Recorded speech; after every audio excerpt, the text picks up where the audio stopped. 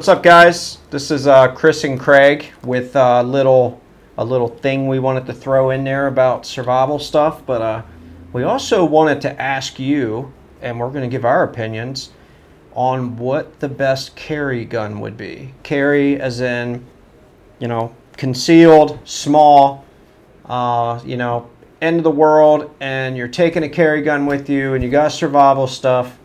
What is the best carry gun? So Craig here just told me you're taking CZ Shadow 2 Compact. I'm surprised at that. I really am. And your reason was? If I was limited to just one carry gun option, that's what I'm taking. It's been lights out for me. It's a good size pistol. It's not too big. It's not the lightest one, but is it going to operate well if it gets dirty? Yes. Okay. CZs are extremely reliable. So for me, I'm taking my 43X. That gun just takes a beating. It's light. It's not metal, so it's not going to be temperature sensitive. Like, if it's freezing out and I've got to use it and I go to touch it, my hand's not going to stay stuck to it.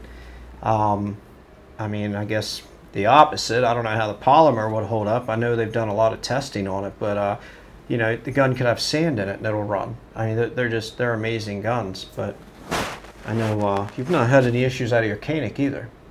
No, it's been great. Yeah. So as far as carry guns, what are you guys taking? And I want to know why.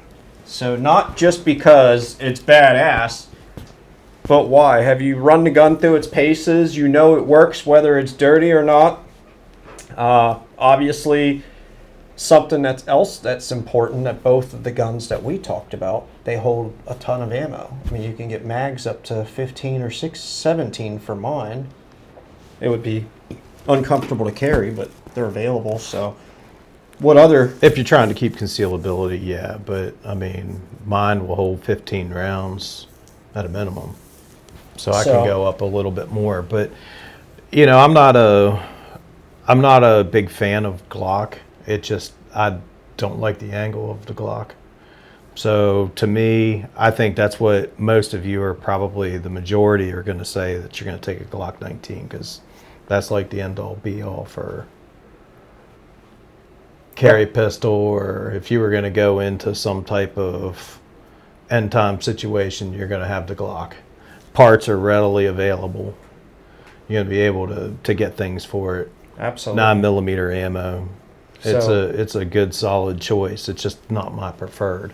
It's funny you bring that up about the angle, because I try to explain that to customers all the time, that almost every manufacturer has their own grip angle, and I might look at a gun and I might love the way that gun looks and how the slide feels, and I love everything about it, but then I go to draw it and I realize as soon as I bring it up, I'm pointing at the ground or I'm looking up at the sky. And a lot of people don't understand the grip angle, how important it is when you're selecting guns, especially new buyers.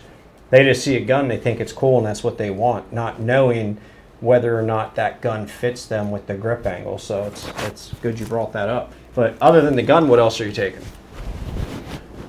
Well, it depends on what kind of situation we're in. So you're trying to get from point A to point B. So you're going to I know you've got an off-site area that you would want to get to in a situation like that. It's about, let's just theoretically say it's 30 minutes away.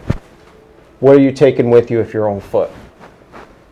Well, I've got a pack, so I'm gonna take the pack. It's I think a 30-liter pack.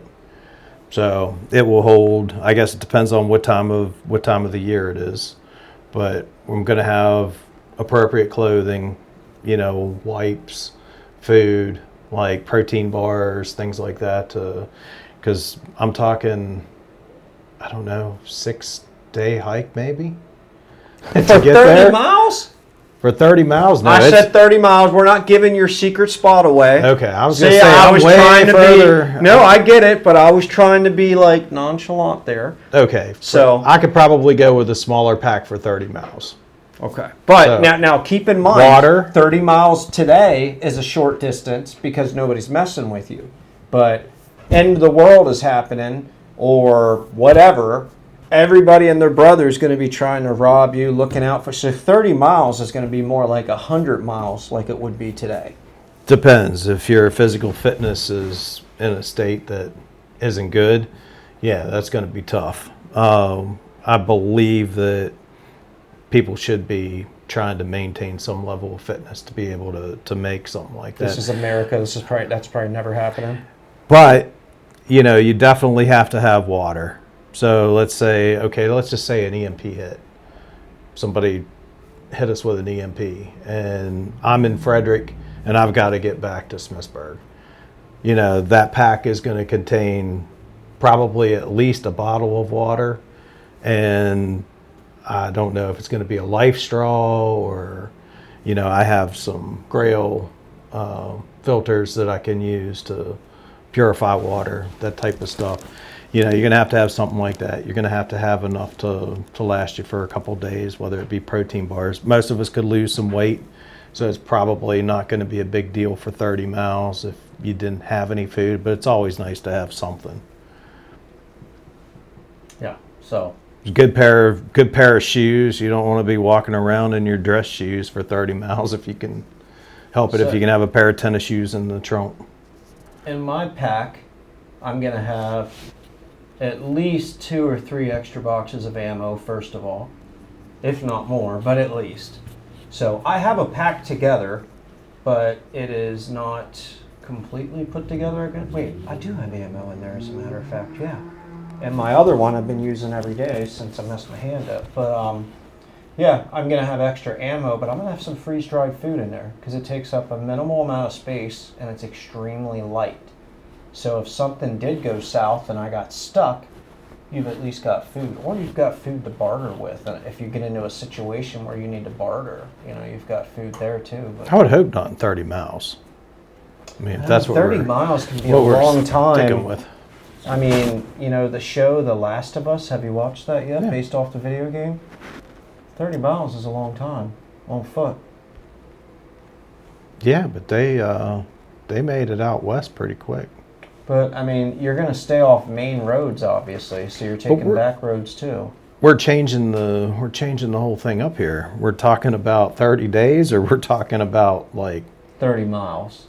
Or yeah, 30 miles versus, you know, we going for months. I No, mean, because in I'm my saying- pack I have a bivvy, you know, in case I need to camp out. And I don't think I could do 30 miles in one day. I don't think my fitness level was at that point. I'm pretty sure I could probably get close to 20 walking a paved road.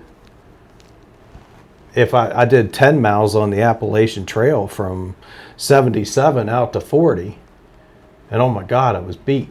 Yeah. That terrain takes it out of you. That would destroy If me. you're going to have to do some type of through the woods on a path, it's harder. So we did, I have a lot of the survival food, you know, because around here, I mean, it only takes one stupid little thing, the power to go out for 2 or 3 days, and that's it. They say after 36 hours of no power and no communication is when all the criminals start to come out.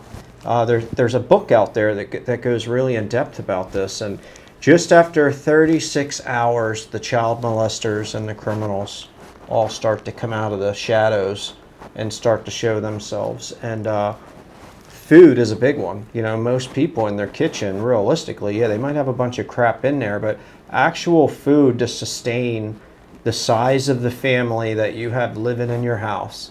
How many people can say, I've got 30 days worth, you know, should anything seriously detrimental happen and you can't leave the house? COVID, good example. If that had gotten worse than it did, but I mean, power outage is more likely. But in an event that you need to stay home, let's say even a week, there are not many people out there that have enough food to get past 3 or 4 days for every member in their family. We're fortunate we don't have a lot of natural disasters here, but I mean, there's always the potential we could have something, you know, a tornado or, North Carolina. you know, something like that comes and takes us down. I mean, we've been in without power, I think, when I first moved up here. I think I lost power for like 5 days during a winter storm. Wow. And that was a long time. Yeah. I ended up with a generator after that. That's wild. But yes, you need to have a minimum 2 weeks worth of food and water. Yeah, Because I've got if- about 30 days for, we have 6 people in our house, and I've got a 30-day supply. I mean, we just are coming off of North Carolina last year and looking at all the things that happened and what people needed down there. They're still not in homes. I mean, they were pretty much abandoned.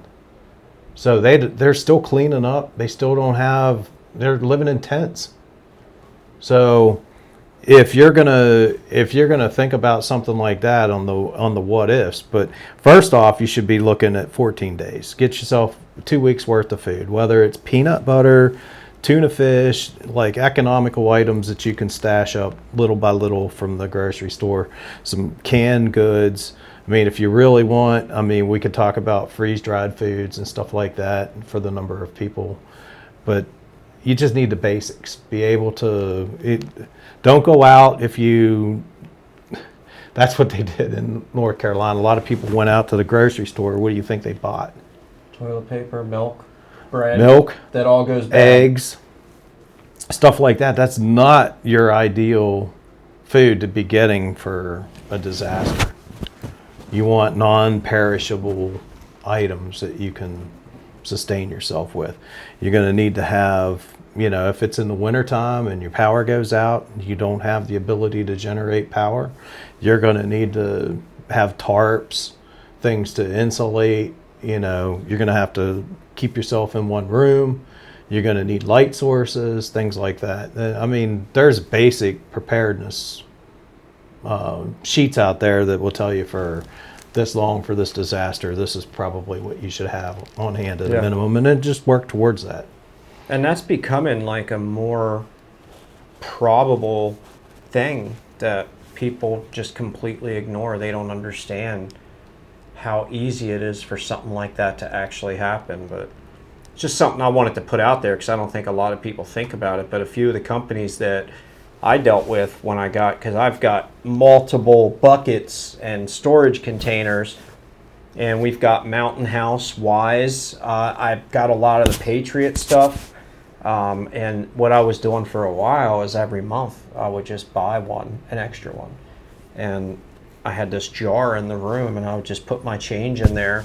And I said, well, that'll be the freeze-dried stuff. And, everybody laughs at me. The kids would laugh at me because I'd go down and get a bag out of it just to try it to see what it tasted like. They're like, I'm not eating that, and I'll make it. Or sometimes when I would make one, I wouldn't even tell them what it was. Be like, oh, I went to the store and got this, and they're eating it. They're like, wow, this is amazing. I'm like, that's survival food. What? No, it's not. Yeah. Done that to them a couple of times. But yeah, it's really important to do that. So yeah, if you're going to go get your think about. eggs, do it freeze-dried. Like, get your bacon and eggs in the freeze-dried mix. Yeah. And like the number 10 can or something. I mean, Mountain House, they probably taste the best out of everybody, but they are the most expensive. But they do taste amazing. So anyway, that's all. I just wanted to bring that out there and see what their favorite carry gun was, and and why. Because there's so many out there. It's really gotten out of control with the amount of carry guns that are out there, and why people select the different guns that they select. So I was just curious. So anyway, that's basically it's just to get you out of an emergency situation. To get you to your real gun. Yeah. So if you're hiking home or something, and pretty much anything, like, I don't even know that I would have a ton of ammo, especially that soon after something happened. I'd probably be fine with just the pistol and maybe one mag as a backup. But the odds are that you're not going to have anything occur on the way home if it's that quick. One other thing I do want to bring up was the back to North Carolina. Do you know what one of the biggest issues were down there that I had not thought of prior? Well, I had some preparedness for it, but I was like, holy shit, I need to revisit this. It was communication. They lost all cell phone communication for a good while. So they had no way to radio or get help or let people know where they Like were no at. communication at all? Yeah, so internet was down, cell sites were down for extended periods of time, so they were pretty much on their own without anything. So I have ham radio. I'm not a licensed ham operator, but I have a ham radio because you're allowed to use it in an emergency situation. I also have GMRS. I am licensed on GMRS, but you can use MERS, something else, just something that you can get in contact with the outside world if you get isolated and you need help. Internet solved by Starlink. I mean, Elon sent a bunch of Starlink stuff down there to a system. And I think he credited back everybody that was in those impacted areas all throughout the South. I think he gave them 30 days with no bill just to Wow. just to get some type of internet so that they could reach out to family members, let them know they were okay and that type of stuff. So Starlink, I got one of the little minis that'll come in handy at my property in West Virginia. You know. You just gave it up. See, I was trying to be all secretive. He gave it up. Hey man, this is in a whole nother state. So, I mean, is it reliable? Have you messed with it much? Yes. It's not blazing speeds. We're talking probably 100 to 150 megabits download. That's pretty good, dude. I mean, yeah, it's not bad. And I mean, it depends. Sometimes there's some periods where I might get 68 or 70 something, but overall, I think it pretty much averages about 100 And megabits. how much is it a month? $50 on the Roam plan. And you Nice thing is you can deactivate and activate as you need. Like, So if there's an emergency out of the blue and you have it deactivated and you don't have communications, how do you reactivate it? you have an app on your phone that you connect to the actual unit. So when you go to set it back up, this might sound a little difficult, but when I went to redo mine, we lost Antietam went down for a while, and I was like, I'll just break out the Starlink. I had already deactivated it, you know, because it's a winter month, so I'm not going to be using it. I'm going to be home. So I was like, don't worry about it. We'll hook up the Starlink. That way she didn't have to go into work. Well, it made me go through an update and all this other stuff and then go through the billing, you know, because when you restore it, it's going to bill you. And it keeps you on the same cycle. Like if you say, okay, in March, I don't want service. Okay, they'll cut it off. You won't get a bill. But let's say it's, I don't know, March 30th, and you have to activate it. It puts my billing back to it prorates it, but it's always on the second. So you just have to restore service. But it's all done through the app. That dish is still communicating with the satellites, and you can still do your So Starlink the through phone will that, talk to it directly even if the phone doesn't have any through signal. that app. Ah, that's pretty cool. Okay. Yep. I'm sold. And how much are the units? The unit was expensive, but there are other Starlink satellite dishes out there that are much cheaper. This thing is probably about as big as a sheet of paper, maybe a little bit bigger, not by much. So it was portable. That's the only reason I wanted it. It seems to work very well. You can take it and put it anywhere you want. All you got to do is point the thing in the right direction, and the app shows you how to do all that too. That's pretty cool. Yeah. So Something to think about. All right. I guess that wraps it up. Until next time, take care.